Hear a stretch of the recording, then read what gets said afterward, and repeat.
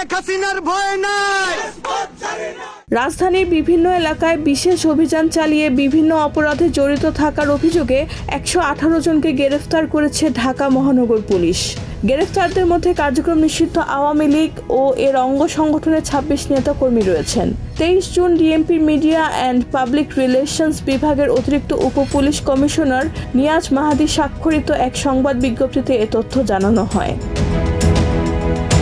বিজ্ঞপ্তিতে বলা হয়, সোমবার থেকে ঢাকা মেট্রোপলিটন পুলিশ ও মহানগর গোয়েন্দা পুলিশ রাজধানীর বিভিন্ন এলাকায় পৃথক অভিযান চালিয়ে তাদের গ্রেফতার করে। আটক হওয়া 26 নেতাকর্মীর মধ্যে ধানমন্ডি থেকে 10 জন, মোহাম্মদপুর থেকে 8 জন এবং রমনা, বংশাল, খিলক্ষেত, কদমতলী, মিরপুর ও তুরাগ এলাকা থেকে বাকিদের গ্রেফতার করা হয়।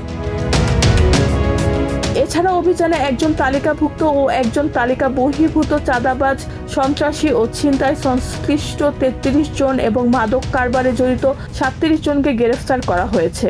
অন্যদিকে ডিবির পৃথক অভিযানে জালিয়াতি, চুরি ও মাদক মামলায় আরও 10 জন আসামিকে আটক করা হয়।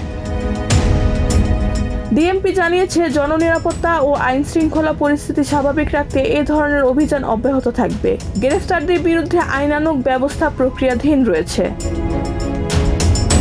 রেহানা বেগম, প্রজন্ম 24।